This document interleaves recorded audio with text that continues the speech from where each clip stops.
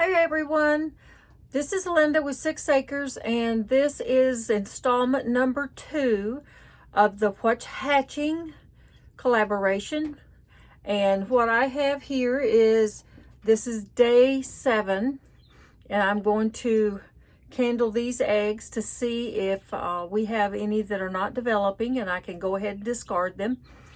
And we will, let me see if I can turn the lights off and see if we can do this with the lights off. I have my flashlight. Hang on.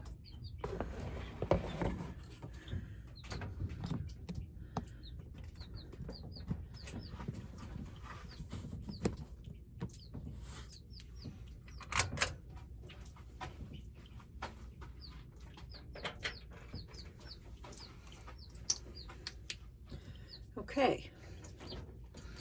And I usually candle each one, and if you can see this here, you can see that this one is starting to develop. I think you can see it. It's getting, see how light it is at the top where the air cell is at? And then if you look really close, you should see some veins. So we definitely have a keeper. And what I do is I go down the row, and there's another good one. And here is another one that is good. So you can see that orange looking, that is all the veins and the blood vessels that are actually developing. And if I get it really close, you might be able to see its eye. There's a dark spot right there where my thumb is at. And that is actually the eye of the chick. And let's see. There's another good one. And there is another good one. These are Bretta eggs, Bretta fowl. And these are Bretta also. That's a good one. And we'll get the second one. That one is good. And that one is good.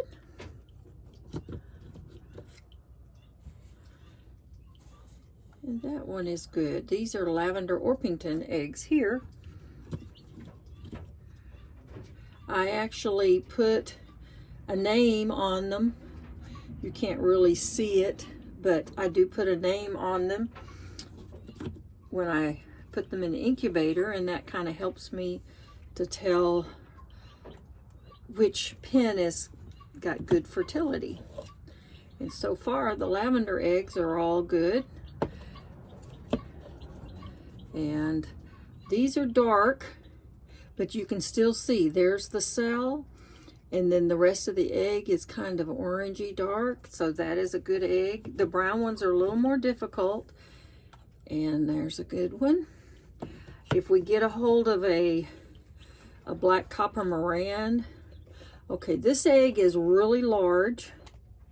I don't believe you can see it, but I can see the veins, so that one is good, but it's not as visible as the white ones. And there's another brown one that has the air cell you can definitely see. And this one actually is a green Easter egger, and that one is good so far. And that one is good. I'm trying to work as quickly as I can. I don't want to keep them out of the incubator too long. I had to wait till it got dark so that this would be easier to see. And that is another lavender Orpington egg, and that is good. And also the guineas are right next to this little barn, and they're very noisy during the daytime, so I had to kind of wait till they went to bed. And this one is doesn't have a name on it, but it is a white egg, and it is a good egg. And there's another Easter egger, and it is good. And there's another large one, and it is good. And this is a blue egg. You can't really tell.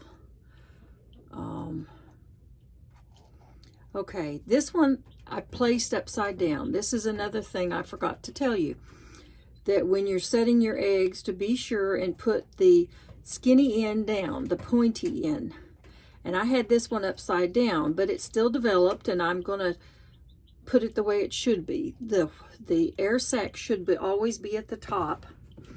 Even when I put my eggs in, wash them to sell, I still put the pointy end down. I just get a habit of doing that. So far, all of these eggs are good. I haven't run across one yet, but most chances I will. These are all, this one is a blue egg also, so that's another one of the Easter eggers. And this one is a small lavender egg, and it is good. And another lavender egg. So you can see they're developing very nicely. And this is just day 7. That's another green one. And this one is another green one, another Easter egger. This one also. You can't really tell. The green ones are harder to tell, but you can see the air cell there. So it is good. And same with this one. You can just see it's dark where I'm holding it, but the air cell is at the top. Okay, we're on our last 2 rows. Those are very good.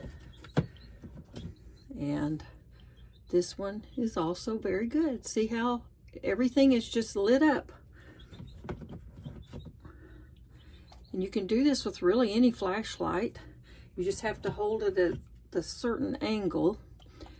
I've had some that tried to do it from the bottom, and it does show, but it just shows so much better from the top. That's the way I was taught when I went to candling class a couple of years ago. That one is good. I'm trying to be very careful because I don't want to bang it and put a crack in it. And all of these are good. That's a blue egg. Another one of my Americana. And this is another lavender, and it's very good. I'm down to the last couple. This is an olive egger, and more difficult to see, like I said, but it is there. And this one is another olive egger. I can see it, but like I said, you probably can't. That one's good. And this one is also good. Okay.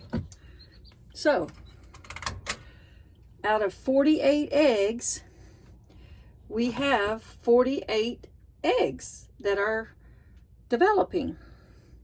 So, right now we have a very good fertility rate, but that could change. And my next candling will be on day 17, 18 at the latest. But usually I candle them on 17, and then I place them in the hatcher after they settle. And the hatcher, like I said, is this big yellow box right here beside me.